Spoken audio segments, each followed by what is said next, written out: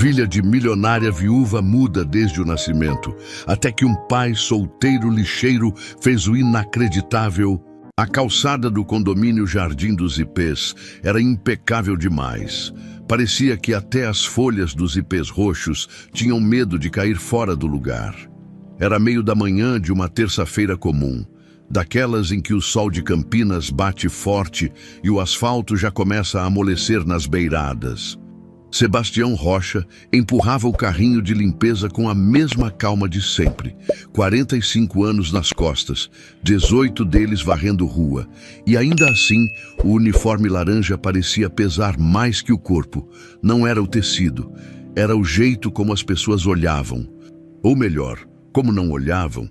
Foi por isso que ele percebeu a menina. Ela estava parada perto do portão da mansão número 47. A maior do condomínio, estava curvada para frente, os ombros tremendo, a boca aberta num grito que não saía, nem ar, nem voz. Só aquele tremor desesperado no queixo. Sebastião largou o carrinho sem pensar duas vezes. Ei, pequena! Ele se ajoelhou devagar, do jeito que fazia com o Theo quando o menino acordava com pesadelo. Tá tudo bem? Respira comigo. Vai! A menina olhou para ele com uns olhos castanhos enormes, molhados, mas sem lágrima nenhuma caindo. Como se até chorar fosse proibido, Sebastião segurou o saco verde de lixo entre eles como um escudo improvisado, bloqueando a visão dos seguranças que já começavam a se aproximar da guarita. Falou baixinho. Devagar. Inspira, solta, inspira, solta. Levou uns 3 minutos até o corpo dela parar de tremer. Quando finalmente relaxou, deu um passo para trás e baixou a cabeça como pedindo desculpa por existir. Lívia, a voz veio afiada. Impaciente, uma mulher de uns 30 e poucos anos se aproximava rápido, de salto alto e blazer escuro, com o celular colado na orelha, cabelo preso num coque que parecia doer. Ela olhou para Sebastião como quem olha para um cachorro solto na rua. Mais fastio que medo. Obrigada, já está tudo sob controle, disse ela, sem tirar o telefone do ouvido, pegando Lívia pelo pulso com força demais. A menina se encolheu ainda mais. Não chorou, não falou, só deixou ser puxada. Sebastião se levantou devagar, limpando as mãos no uniforme. Ela estava passando mal, senhora. Só tentei ajudar. A mulher nem olhou para ele de novo. Já estava virando as costas, arrastando Lívia pelo portão de ferro. Berenice cuida disso, tenha um bom dia e pronto. Porta fechada, problema resolvido.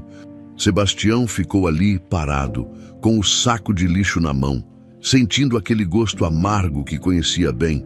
O gosto de ser invisível até precisarem de você e de voltar a ser invisível logo depois. Voltou para o carrinho, mas não conseguiu parar de pensar naqueles olhos. Naquela noite, Sebastião chegou em casa depois das 11. O apartamento era pequeno, 2 quartos num prédio velho perto da rodoviária. Mas era dele e do Theo. O menino já estava deitado, mas ainda acordado, mexendo no celular velho que Sebastião tinha comprado num brechó. Oi, pai. E aí, campeão? Sebastião largou a mochila no sofá, cansado demais para tirar a camisa laranja antes de sentar. Fez a lição. Fiz. Theo olhou para o pai com aquele jeito sério demais para uma criança de 8 anos. Tá preocupado com alguma coisa? Sebastião sorriu. O menino sempre foi esperto assim. Nada demais, só. Vi uma menina hoje, bem pequena. Tava passando mal e ninguém ligava. Theo franziu a testa. E você ajudou? Tentei. Então tá bom. O menino deu de ombros, como se fosse simples assim. A senhora Clarice sempre dizia que a gente tem que ajudar quando pode, né? Sebastião sentiu o peito apertar. Fazia 5 anos que Clarice tinha ido embora. Mas o Theo ainda falava dela como se fosse ontem. E sempre com aquela sabedoria que doía de tão bonita. É, campeão, ela dizia isso mesmo. Theo bocejou e desligou o celular. Pai, você acha que a menina vai ficar bem? Sebastião não sabia o que responder. Então fez o que sempre fazia quando não tinha resposta. Foi honesto. Espero que sim, Theo. Espero que sim. Nas 3 semanas seguintes, Sebastião esbarrou com a menina mais umas 4 vezes, sempre no mesmo lugar, sempre com aquele olhar perdido, às vezes acompanhada da tal Berenice, uma mulher de uns 35 anos, magra, sempre com o celular na mão, sempre apressada, outras vezes, sozinha, sentada no canteiro perto do portão. Sebastião nunca forçou conversa. Não era idiota. Sabia que um homem da limpeza não podia simplesmente chegar numa menina rica sem levantar suspeita, mas dava um jeito de passar por perto, de fazer algum barulho para ela perceber que ele estava ali. Uma vez, achou uma tampinha de garrafa limpinha no chão e ofereceu para ela como se fosse um volante de carrinho. Lívia olhou, hesitou e pegou, guardou no bolso do vestido branco.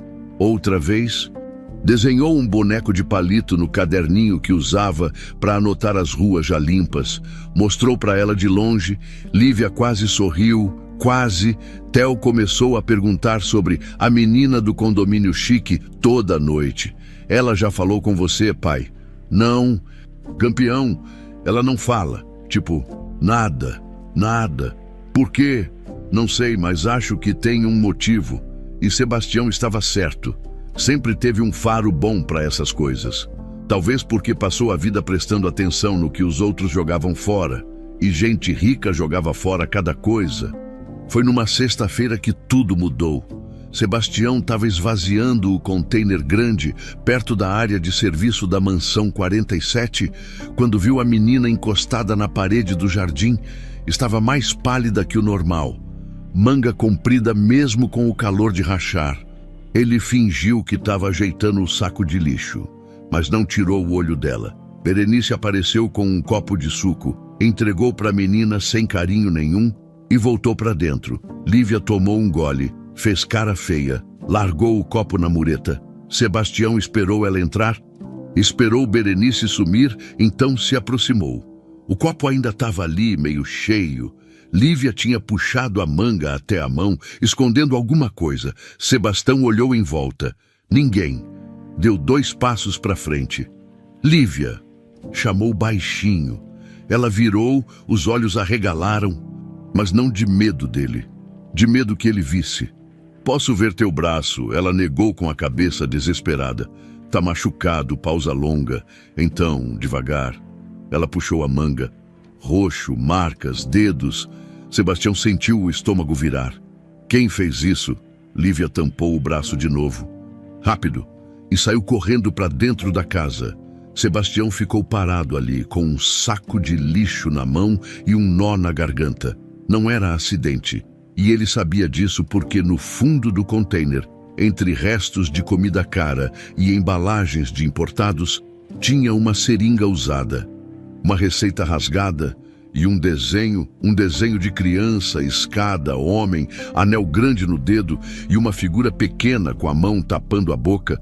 Sebastião dobrou o papel com cuidado e enfiou no bolso. Voltou para o carrinho, terminou a rota, bateu o ponto. Mas naquela noite, quando chegou em casa, não conseguiu jantar, Theo percebeu. Pai, a menina... Ela tá bem. Sebastião olhou para o filho, aquele menino que tinha perdido a mãe cedo demais, que sabia o que era dor, que merecia honestidade. Não, Theo, acho que não tá. E a gente vai ajudar. Sebastião respirou fundo. Vou tentar. E naquele momento, sem saber direito como, ele jurou para si mesmo que não ia deixar aquela menina sozinha, mesmo que isso custasse caro, mesmo que ninguém acreditasse nele. Porque se ele tinha aprendido alguma coisa nesses anos todos varrendo rua, era isso. Tem gente que joga fora o que não presta e tem gente que recolhe o que ninguém mais quer ver. O desenho ficou 3 dias na gaveta da cômoda, embaixo das meias velhas e do documento do carro que Sebastião nem tinha mais. E toda noite, antes de dormir, ele abria a gaveta, olhava para aquelas linhas tortas feitas por mãos pequenas e fechava de novo, como se trancar o papel fosse trancar também a decisão que sabia que ia ter que tomar. Theo percebeu. Óbvio, o menino tinha radar para essas coisas. Pai, você tá esquisito. Esquisito como tipo... Preocupado mais que o normal, Sebastião suspirou, sentando na beirada da cama do filho. É a menina do condomínio. Acho que ela tá sofrendo alguma coisa, Theo, coisa feia. Tipo o quê? Não sei ainda. Mas vou descobrir. Theo ficou quieto por um tempo, mexendo no lençol. E se você se meter em encrenca, aí a gente lida com a encrenca. Juntos, Sebastião sorriu, bagunçando o cabelo do menino. Juntos, na segunda-feira seguinte, Sebastião mudou a rota de propósito. Não era para passar pela mansão 47 naquele dia, mas deu um jeito de trocar com o Reinaldo, que reclamou, mas aceitou 20 conto pela troca. Passou pela casa por volta das 10 da manhã. O sol já estava causando e a rua cheirava a grama molhada dos jardins automáticos. Lívia estava sentada no canteiro de novo, sozinha. Mas dessa vez tinha uma coisa diferente. Ela estava desenhando. Sebastião desacelerou o passo, fingiu que precisava recolher uma folha teimosa que não queria entrar no saco. A menina olhou para ele. Dessa vez, não fugiu. Ele acenou devagar, ela não acenou de volta, mas também não desviou o olhar. Progresso, Sebastião ia continuar andando quando viu Berenice saindo da casa com cara de poucos amigos. Vinha direto na direção de Lívia. Já falei para não ficar aí no sol. Menina, entra. A voz dela não era grossa, era pior, era neutra, fria, do tipo que machuca sem precisar gritar. Lívia se levantou devagar, juntando os lápis de cor espalhados no chão. Foi aí que Sebastião viu, quando ela ergueu o braço para pegar o caderno. A manga subiu uns 2 dedos, roxo de novo, mas dessa vez era recente, quase preto na beirada. Berenice percebeu que Sebastião tinha visto. Os olhos dela encontraram os dele por um segundo. E tinha algo ali. Não era desafio, era aviso. Não se mete. Ela pegou Lívia pelo ombro, e firme demais para ser carinhoso, e entrou com ela para dentro da casa. Sebastião ficou parado ali, segurando o saco de lixo com mais força que o necessário. Respirou fundo, contou até 10, terminou a rua, mas voltou de noite. Era 1 da manhã quando Sebastião estacionou a bicicleta velha perto do container da mansão 47. O turno da madrugada não era dele, mas ninguém ia estranhar um gari trabalhando fora de hora. Sempre tinha alguém fazendo extra para pagar conta. Abriu o container com cuidado, acendendo a lanterninha do celular. Lixo de rico era sempre meio surreal. Embalagem de vinho importado, resto de comida que dava para alimentar uma família. Revista de decoração, cara. Mas Sebastião não estava procurando isso.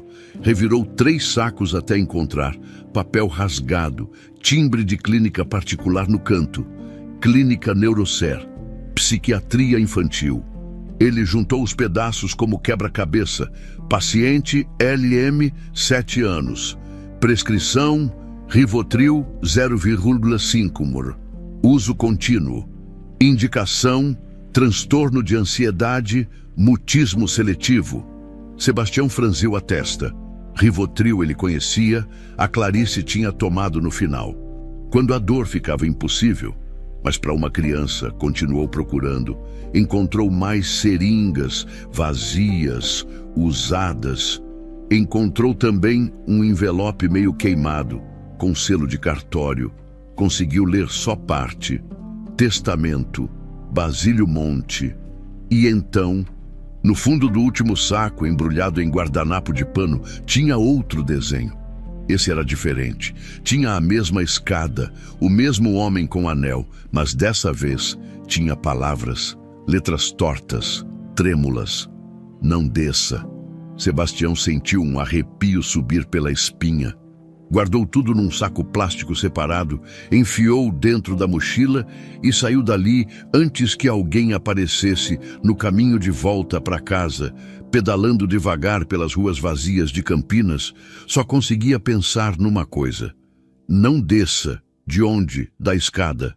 E quem era o homem do anel? 2 dias depois, Sebastião descobriu que estava fazendo a rota normal, meio-dia, quando viu um carro preto parando em frente à mansão 47, um BMW reluzente, vidro fumê, placa de Alphaville. Desceu um homem de uns 40 e poucos anos, terno cinza impecável, cabelo engomado, postura de quem nunca duvidou do próprio valor, e no dedo mindinho da mão direita, um anel de ouro grosso com uma pedra vermelha. O homem entrou na casa como se fosse dono. Nem tocou a campainha. Sebastião diminuiu o passo, fingindo recolher uma latinha que nem existia. Prestando atenção, através da janela aberta da sala, dava para ouvir vozes. Ariadna, você precisa assinar isso hoje. É pro bem da Lívia. A voz era aveludada, educada, mas tinha algo por baixo, algo afiado. Eu não sei, Otávio. Uma voz feminina, cansada. Ela tá tão apagada. Será que esse tratamento tá certo? É exatamente por isso que precisamos dessa tutela temporária, meu amor. Você tá sobrecarregada. Deixa eu cuidar da parte burocrática enquanto você cuida dela. Mas o advogado do Basílio disse que... O advogado do Basílio morreu com o Basílio, Ariadna.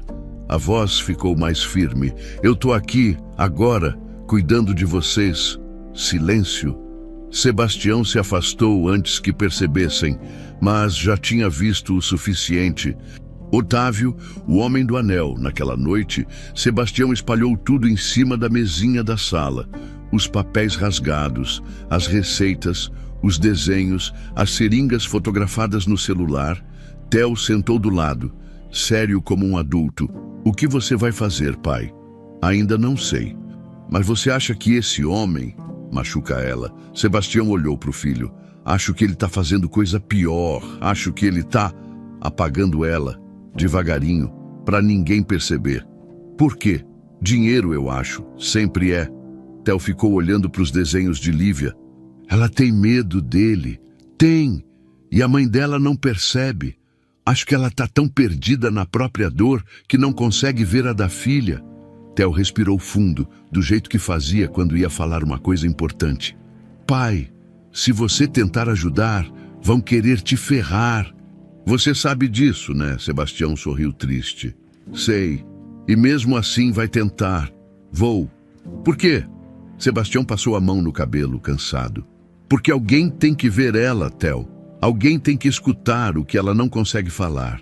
Theo assentiu. Então, beleza. A gente vai junto, Theo. A gente vai junto, pai. O menino cruzou os braços, teimoso.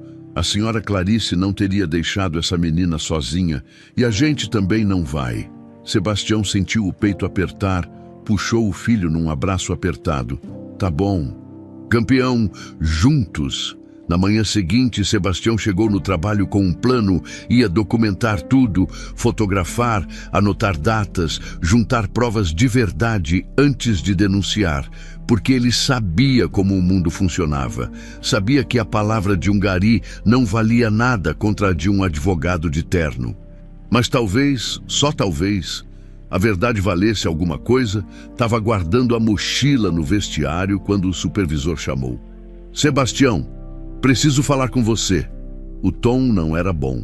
Sebastião seguiu ele até a salinha apertada que cheirava a café velho. Recebi uma reclamação. O supervisor não olhou nos olhos. Sobre você, reclamação de quê? Comportamento inadequado próximo a uma menor no Jardim dos Ipês. Sebastião sentiu o chão sumir. Isso é mentira. Eu só... Não importa se é ou não. O supervisor suspirou. É uma reclamação formal. Vinda de um advogado, enquanto não esclarecer, você vai ficar afastado das rotas residenciais. Mas é temporário, Sebastião. Só até resolver. Não esquenta. Mas Sebastião sabia. Otávio tinha dado o primeiro golpe e era só o começo. A mudança de rota significava menos horas. Menos horas significava menos dinheiro. E menos dinheiro, na casa de Sebastião, significava escolhas, arroz ou feijão, nunca os dois juntos, luz ou gás, dependendo da semana, tênis novo pro Theo ou remedinho para dor nas costas que Sebastião vinha empurrando com a barriga fazia meses. Pai! Eu não preciso de tênis novo, Theo falou, olhando para o par furado que usava. Esse ainda dá. Dá nada, Theo. Seu dedão tá para fora. Mas a gente precisa guardar dinheiro por causa da coisa. Sebastião sabia que coisa era Lívia. O menino tinha medo de falar o nome dela em voz alta. Como se alguém pudesse ouvir, a gente se vira, campeão, sempre se virou. Mas pela primeira vez em muito tempo, Sebastião não tinha tanta certeza disso. As 2 semanas seguintes foram um inferno bem devagar. Sebastião foi transferido para a rota do centro comercial, varrendo o calçadão, esvaziando lixeira de praça, longe do Jardim dos Ipês, longe de Lívia. E quanto mais longe ele ficava, mais a situação da menina pesava na cabeça.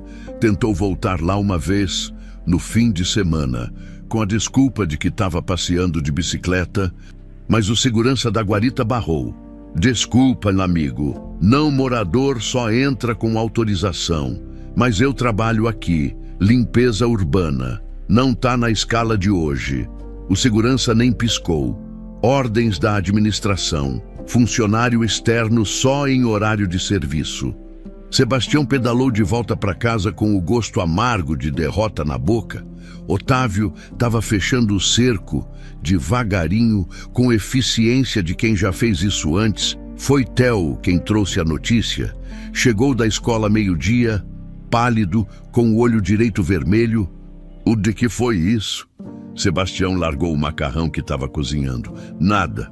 Theo! O menino suspirou, largando a mochila no chão. Os moleques da escola ficaram falando que você é suspeito, que fica rondando menina rica. Sebastião sentiu o estômago virar. E você bateu neles? Não, eles bateram em mim. Theo limpou o nariz com as costas da mão. Mas eu não bati de volta, igual você ensinou, porque bater não resolve. Sebastião puxou o filho num abraço apertado, sentindo a raiva subir quente pelo peito. Desculpa, Theo, Não foi culpa sua, pai.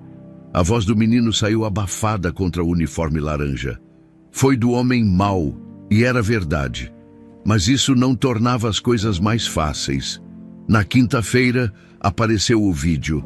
Sebastião estava terminando o turno quando o Reinaldo mostrou o celular. Meio sem jeito.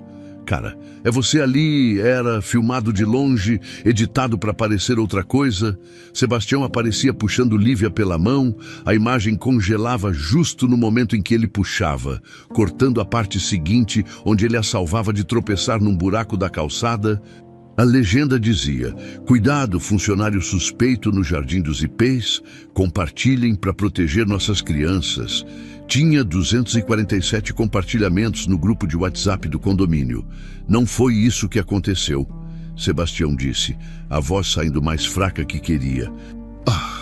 Ela ia cair, Eu sei, brother. Reinaldo guardou o celular. Mas o povo não quer saber, povo quer lacrar na internet. Sebastião passou a mão no rosto, cansado demais para ficar bravo. Fudeu, né? Bastante. No mesmo dia, à noite, Berenice aumentou a dose. Lívia não viu acontecer, mas sentiu. O suco de laranja da manhã tinha gosto estranho, mais amargo. Ela quase não conseguiu tomar. Bebe tudo, Lívia. Berenice ficou em pé do lado, de braços cruzados, até o copo esvaziar. Faz bem para a ansiedade. Lívia obedeceu porque era isso que ela fazia. Obedecer, sobreviver, desaparecer. Meia hora depois, o mundo começou a ficar embaçado nas beiradas. As pernas pesaram, a cabeça tombou para o lado no sofá da sala. Berenice pegou o celular e digitou rápido. Dose aumentada conforme solicitado, ela vai ficar mais calma. A resposta veio em segundos. Ótimo, continue assim, sem exageros. Preciso que ela pareça normal para a visita do pediatra amanhã. Berenice guardou o celular e olhou para Lívia, largada no sofá. Com a boca entreaberta e os olhos vidrados na TV, sentiu algo estranho no peito. Não era remorso, ainda não. Era mais tipo desconforto. Mas desconforto pagava menos que R$ 4.000 por mês. Então, ela engoliu seco e foi fazer o almoço. Ariadna Montenegro chegou em casa às 7 da noite. Exausta de mais uma reunião sobre contratos e heranças e coisas que ela não entendia direito, Otávio tinha insistido que ela fosse, que era importante, que ela precisava se posicionar como a nova líder da empresa Montenegro. Mas a única coisa que Ariadna queria era deitar e esquecer que o mundo existia. Subiu direto para o quarto, mal olhando para Lívia, que dormia no sofá. Berenice, pode dar janta para ela depois. Deixa dormir um pouco. Sim, senhora. Ariadna trancou a porta do quarto, tomou 2 Rivotril, os dela, de adulto, e apagou. Não viu que Lívia não tinha comido nada o dia inteiro. Não viu que a pele da menina estava pálida demais. Não viu porque não queria ver. Ver doía. E Ariadna já estava cansada de doer Sebastião. Enquanto isso, não desistiu. Se não podia mais passar pela casa de dia, ia de noite. Voltou ao container da mansão 47 2 vezes naquela semana. Sempre de madrugada, sempre com cuidado, encontrou mais receitas, mais seringas e uma coisa nova, um envelope meio rasgado com timbre de cartório, conseguiu ler só parte. Testamento de Basílio Henrique Montenegro. Em pleno uso de suas faculdades. Única herdeira, Lívia. Caso a menor seja considerada incapaz. O resto estava rasgado demais para entender, mas não precisava entender tudo para conectar os pontos. Basílio tinha morrido. Lívia era herdeira. Se Lívia fosse declarada incapaz, alguém assumiria como tutor. E esse alguém, Sebastião apostava a vida, era Otávio. Fotografou tudo com o celular velho. A qualidade era ruim, mas dava para ler. Guardou as fotos numa pasta oculta, fez backup num pendrive que nem sabia se funcionava mais e continuou procurando. Foi numa terça-feira, quase meia-noite, que achou o pendrive quebrado. Estava no fundo do container, enrolado em jornal velho, junto com uns documentos queimados. Sebastião pegou com cuidado, o negócio estava amassado, com a entrada USB torta, mas talvez... Guardou no bolso e saiu dali rápido. No caminho de casa, pedalando pelas ruas escuras, só conseguia pensar numa coisa: se alguém tinha jogado aquilo fora com tanto cuidado, era porque tinha algo importante lá dentro. E se tinha algo importante, talvez fosse a prova que ele precisava. Chegou em casa, passava da 1 da manhã. Theo estava acordado esperando. Achou alguma coisa. Sebastião mostrou o pendrive quebrado. Isso, mas não sei se funciona. Deixa eu ver. O menino pegou o pendrive. Examinou com cuidado e levou para o quarto. Voltou com durex e uma lixa de unha que tinha sobrado da Clarice. O tio Juca da Lan House me ensinou. Às vezes o problema é só sujeira no contato. Theo trabalhou no pendrive por uns 10 minutos lixando. Limpando, ajeitando a entrada com paciência de cirurgião. Pronto, tenta agora. Sebastião enfiou o pendrive no computador velho que mal ligava. Nada. Tentou de novo. Nada. Na terceira tentativa, apareceu uma mensagem. Dispositivo USB detectado. Arquivo corrompido, deseja tentar recuperação. Clica em sim. Theo quase pulou de empolgação. Sebastião clicou. A telinha de carregamento apareceu, 10%, 25%, 47% e travou. Droga! Espera! Theo mexeu no teclado. O tio Juca disse que tem programa, mas só ele sabe mexer direito. Sebastião olhou para o relógio, 1h30 da manhã. Amanhã eu falo com ele, mas no fundo sabia que estava correndo contra o tempo, porque Otávio não ia esperar. E quanto mais longe Sebastião ficava de Lívia, menos chances tinha de provar qualquer coisa. O cerco estava fechado e ele estava do lado de fora. A Lan House do Juca ficava numa rua paralela à rodoviária, entre uma loja de conserto de celular e um bar que abria cedo demais. O lugar cheirava a poeira e energia elétrica velha, com uns 6 computadores enfileirados que pareciam ter sobrevivido à guerra. Sebastião chegou lá no sábado de manhã, com Theo a tiracolo e o pendrive quebrado guardado com cuidado no bolso da camisa. Ô, Juca, O dono da Lan House era um cara de uns 50 anos, barrigudo, com uma camiseta do Iron Maiden desbotada e óculos de fundo de garrafa. Levantou a cabeça do computador, onde jogava alguma coisa com o dragão. Sebastião, e aí, brother? Cumprimentou com aquele sorrisão largo de quem não tem inimigo no mundo. Theo, meu parceiro, vai querer jogar hoje. Hoje não, tio Juca. Theo foi direto ao ponto. A gente precisa da sua ajuda. Juca percebeu o tom sério e fechou o jogo. Senta aí, que foi? Sebastião puxou uma cadeira de plástico e colocou o pendrive em cima da mesa. Preciso recuperar o que tem aqui dentro. Juca pegou o negócio, examinou, assobiou baixinho. Tá destruído, hein? De onde você tirou isso? Do lixo, claro. Juca sorriu de canto. Você e sua mania de achar tesouro no lixo que tem lá dentro? Sebastião hesitou. Juca percebeu. Olha, brother, se é parada ilegal, eu não me meto. Tenho filho para criar também. Não é ilegal, pelo menos não da minha parte. Sebastião respirou fundo. É sobre uma criança, uma menina que está sofrendo. Eu acho que tem coisa nesse pendrive que pode provar. Juca ficou sério. Provar o quê? Que tem gente machucando ela e usando ela para roubar dinheiro? Juca olhou para o pendrive, depois para o Sebastião, depois para o Theo, que tinha cara de cachorro sem dono esperando um sim. Tá bom, vou tentar, mas não garanto nada. Esse negócio tá bem zoado. Quanto você cobra? Para você? Nada. Juca acenou com a mão. Mas se eu conseguir recuperar e tiver algo importante mesmo, você me conta a história toda depois. Combinado. Enquanto Juca trabalhava no pendrive, Sebastião foi até o mercadinho da esquina com Theo. Precisavam de arroz. Só isso, porque era o que o dinheiro dava. Estavam na fila do caixa quando Theo puxou a manga do pai. Pai, aquele senhor ali.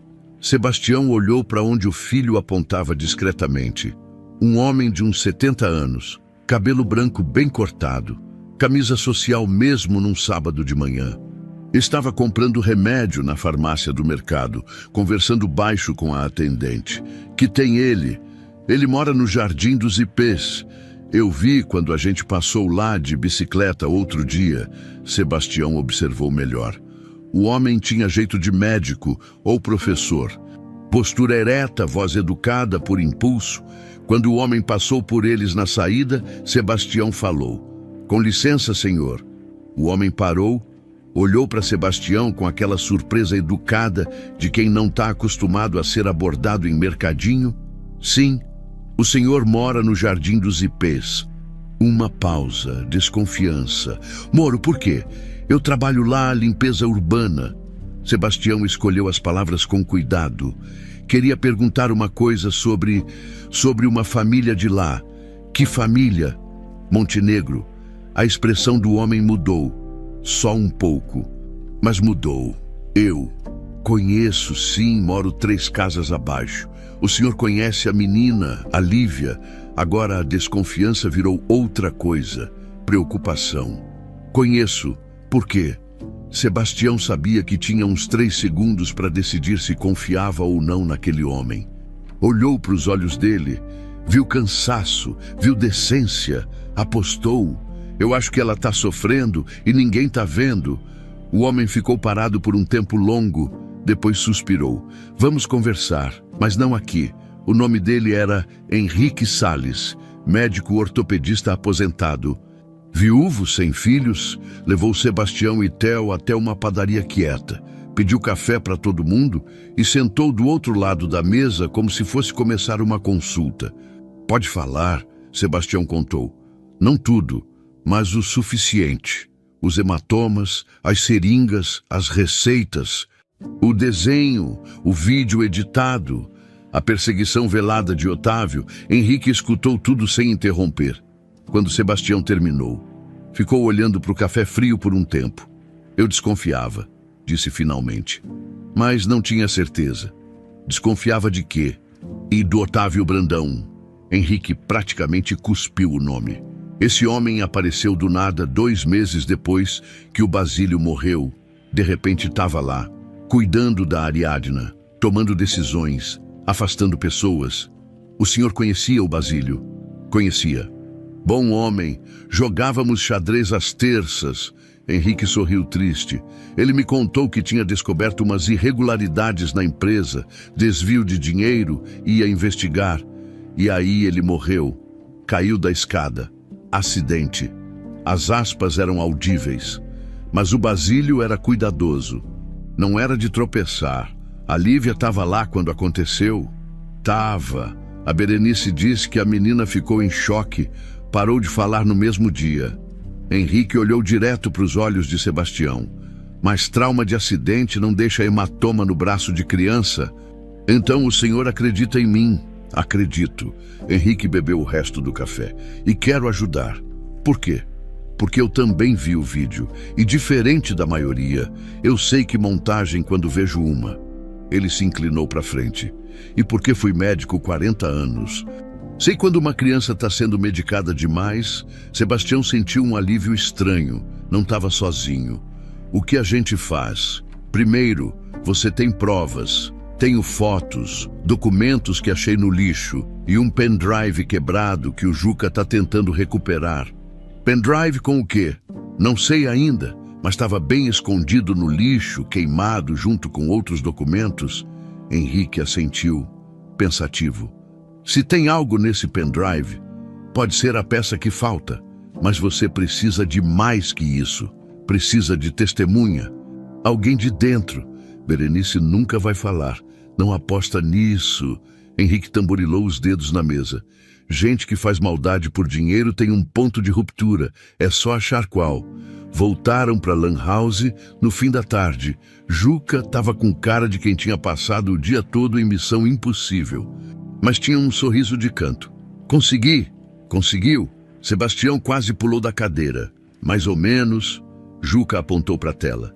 Recuperei uns 40% do arquivo, o resto tá corrompido demais, mas o que sobrou? Cara, ele clicou no play. A imagem era tremida, de câmera de segurança. Dava para ver uma escadaria elegante, mármore claro, corrimão de madeira, 2 homens discutindo no topo. Um deles era mais velho, de óculos, Basílio. O outro, mais novo, de terno, Otávio. Não tinha áudio, mas dava para ver a discussão escalando. Basílio apontando o dedo, Otávio dando um passo à frente, e então o empurrão, Basílio caindo escada abaixo, o corpo batendo de um jeito que fez até Theo desviar o olhar. E o pior, no canto da imagem, quase fora do quadro, uma figura pequena, Lívia. Parada, olhando, a boca aberta num grito que não saía, o vídeo cortava ali. Meu Deus, Henrique sussurrou. Sebastião não conseguiu falar, só ficou olhando para a tela, sentindo o estômago revirar. Tem mais, Juca avisou. Uns 3 segundos depois do corte. Clicou de novo. Dessa vez, Otávio aparecia descendo a escada rápido, indo direto até Lívia, ajoelhava na frente dela, segurava o rosto dela com as 2 mãos, falava alguma coisa, Lívia tremia. E então, nada, ela parava de tremer, fechava a boca, ficava imóvel, como uma boneca desligada. Ele ameaçou ela. Sebastião disse, a voz saindo rouca. Ali mesmo, em cima do corpo do pai. Isso não é só ameaça. Henrique apontou para a tela. Isso é assassinato premeditado. A gente precisa levar isso para a polícia. Theo falou. A voz tremendo. Não. Henrique balançou a cabeça. Ainda não. Por quê? Porque vídeo editado com qualidade ruim, sem áudio, advogado como Otávio destrói isso em 5 minutos. Diz que foi adulterado, manipulado. Ele olhou para Sebastião. A gente precisa de mais. Precisa que a Lívia fale. Mas ela não fala. Theo lembrou. Ainda não. Henrique levantou, determinado. Mas vai falar quando se sentir segura. Quando souber que tem gente do lado dela. Sebastião olhou de novo para a imagem congelada na tela. Lívia pequena, apavorada, silenciada. Vou fazer ela se sentir segura. Disse mais para si mesmo que para os outros. Não sei como, mas vou. Naquela noite, Lívia acordou de um pesadelo, o mesmo de sempre. A escada, o empurrão, o corpo do pai e a voz de Otávio. Se você contar, sua mãe cai também. Ela ficou sentada na cama, tremendo, suando, sem conseguir chorar, mas dessa vez, pela primeira vez, teve um pensamento diferente. O homem do uniforme laranja, Sebastião, ele escutava, mesmo quando ela não falava, e talvez ele pudesse ouvir o grito que nunca saiu. Otávio Brandão não era homem de perder o controle, mas naquela segunda-feira de manhã, quando abriu a gaveta do escritório e não encontrou o pendrive, sentiu algo parecido com pânico subindo pela garganta. Revirou tudo, a mesa, os arquivos, as gavetas do criado mudo, nada. Berenice tinha a ordem expressa de destruir aquilo, queimar, jogar fora, longe da mansão.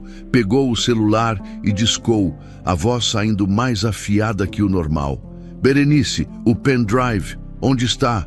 Do outro lado, um silêncio culpado. Eu queimei como você mandou. Queimou onde? No incinerador do condomínio com os outros papéis. Tem certeza? Absoluta. Otávio desligou sem se despedir. Ficou olhando pela janela do escritório, tamborilando os dedos na mesa. O pendrive tinha a gravação completa, ângulo perfeito, áudio claro, Basílio dizendo: eu sei o que você fez, Otávio, sei dos desvios, vou contar para Ariadna hoje. E depois, o empurrão, se aquilo chegasse em mãos erradas. Otávio balançou a cabeça, não ia chegar. Berenice tinha queimado, e mesmo que alguém achasse, pendrive queimado não guardava nada. Mas a sensação ruim não passou. Ele conhecia esse tipo de sensação. Era o instinto que o mantinha vivo e rico até hoje. Alguma coisa estava errada, e ele ia descobrir o quê. Sebastião passou a semana trabalhando dobrado, de dia, na Rota Nova do Centro, de noite, pesquisando. Henrique tinha conseguido um advogado amigo que aceitou olhar o caso oficiosamente. A notícia não era boa. Vídeo sem áudio, recuperado de pendrive danificado, achado no lixo. O advogado, um senhor magrelo chamado Walter, balançou a cabeça. Qualquer defesa mediana vai alegar adulteração. Você precisa de contexto, testemunha, algo sólido. E se a própria menina testemunhar? Não, Sebastião perguntou. Seria ideal, mas ela fala. Não, então temos um problema. Walter suspirou. Tribunal não aceita testemunho escrito de menor de 7 anos, em caso assim. Precisa ser oral, presencial. Sebastião saiu daquele escritório com a sensação de estar nadando contra a maré. Mas não desistiu. Theo percebeu a tensão. Pai, a gente não pode forçar ela a falar. Ela tá com medo. Eu sei, Theo, mas talvez a gente possa mostrar para ela que ela não tá sozinha. Sebastião olhou para o filho. Como? Theo pensou por um momento. A gente podia mandar um recado. Deixar ela saber que a gente sabe, que a gente acredita nela. Como, Theo, eu nem posso chegar perto da casa, mas o lixo sai de lá, né? O menino sorriu. Se ela deixa coisa no lixo para você achar, talvez você possa deixar coisa no lixo para ela achar. Sebastião piscou. Era arriscado, mas era genial. Naquela noite, Sebastião escreveu uma carta, curta, simples, com letra grande para ser fácil de ler. Lívia, eu sei o que aconteceu com seu pai. Eu sei que você tem medo, mas você não está sozinha. Quando estiver pronta para falar, eu vou estar aqui para escutar, Sebastião. O gari do uniforme laranja. Dobrou o papel, colocou-o num saquinho plástico transparente e na madrugada seguinte, durante a rota de um colega que trocou de turno com ele, deixou o saquinho no fundo do container da mansão 47, posicionado de um jeito que só quem mexesse no lixo com cuidado ia achar. Torcia para que Lívia ainda tivesse o costume de revirar o lixo quando ninguém olhava. Lívia achou a carta 3 dias depois. Foi numa tarde de quinta-feira, Berenice tinha saído para comprar remédio. Ariadna estava trancada no quarto, como sempre. Lívia desceu até a área de serviço, onde o lixo ficava separado antes de ir para o container. Mexeu devagar, procurando alguma coisa. Ela mesma não sabia o quê. Foi quando viu o saquinho plástico transparente, com um papel dentro, pegou, abriu, leu e pela primeira vez em muito tempo, algo se mexeu dentro do peito dela. Esperança. Ele sabia, Sebastião sabia, e mais importante, ele acreditava. Lívia dobrou o papel com cuidado, escondeu debaixo do colchão e voltou para o quarto antes que alguém percebesse. Naquela noite, pegou lápis de cor e papel, desenhou. Não era mais a escada, não era mais o homem do anel. Dessa vez, era um uniforme laranja. E uma menina pequena. E as duas figuras tinham as mãos quase se tocando. Escreveu embaixo, com letras trêmulas: "Obrigada." E deixou no lixo. Quando Sebastião encontrou o desenho, quase chorou ali mesmo, no meio da rua, com o saco de lixo na mão. Mostrou para Theo assim que chegou em casa. Ela respondeu: "Pai." Ela respondeu. Sebastião segurou o desenho como se fosse feito de ouro. Agora ela sabe que não está sozinha, mas o alívio durou pouco, porque na manhã seguinte o supervisor chamou Sebastião de novo. Dessa vez, tinha duas pessoas na sala, o supervisor e um homem de terno, Otávio Brandão, Sebastião Rocha. Otávio perguntou, a voz educada demais: "Prazer, sou Otávio Brandão, advogado da família Montenegro." Sebastião não apertou a mão estendida. "Sei quem você é." Otávio sorriu. Aquele tipo de sorriso que não chegava nos olhos. "Vim aqui pessoalmente porque a situação está delicada." Ele abriu uma pasta. "Tenho aqui uma notificação extrajudicial exigindo que o senhor mantenha a distância mínima de 100 metros da residência Montenegro. E da menor Lívia Montenegro. Eu não fiz nada. Não estou dizendo que fez." Otávio continuou sorrindo. "Mas preciso proteger minha futura enteada. O senhor entende, não é? Um homem na sua posição, aproximando-se de uma criança vulnerável, pode gerar interpretações erradas." O supervisor pigarreou sem jeito. "Sebastião, é melhor você assinar, é só uma formalidade. E se eu não assinar, aí vou ter que tomar medidas legais mais severas." Otávio inclinou a cabeça. "E sinceramente, pro seu bem e do seu filho, eu não aconselho." A menção ao Theo foi como um soco no estômago. Sebastião sabia uma ameaça quando ouvia uma. Assinou o papel com a mão tremendo de raiva. Otávio guardou tudo na pasta, satisfeito. "Obrigado pela colaboração. Tenha um bom dia." E saiu, deixando um rastro de perfume caro e ameaça velada. O supervisor esperou a porta fechar. "Sebastião, eu sinto muito, mas ordens são ordens. Você está afastado das rotas residenciais até segunda ordem." "Eu sei." E o supervisor baixou a voz. "Não se meta com esse cara. Ele é perigoso, rico, conectado. Vai te esmagar se você der motivo." Sebastião saiu dali com a notificação no bolso e o coração batendo descompassado. Ligou para o Henrique assim que saiu do prédio. "Ele sabe, não sei como, mas ele sabe que eu estou investigando." "Calma." A voz de Henrique veio firme do outro lado. "Ele está com medo. Se não tivesse, não viria pessoalmente te ameaçar. E agora? Agora a gente acelera." Henrique pausou. "Vou precisar da sua confiança, Sebastião, e da sua coragem." "Para quê? Para eu fazer uma visita à Ariadna pessoalmente, tentar abrir os olhos dela? E se o Otávio descobrir, ele vai descobrir." Henrique estava sereno demais. Mas às vezes, para vencer, a gente precisa forçar o adversário a mostrar a verdadeira cara. Enquanto isso, Lívia estava aprendendo a ter esperança de novo. E esperança é perigosa quando você passou tempo demais no escuro. Ela começou a prestar atenção, a observar, a juntar pedaços. Viu Otávio mentindo para a mãe sobre uma reunião. Viu Berenice escondendo vidro de remédio quando ela entrou na cozinha.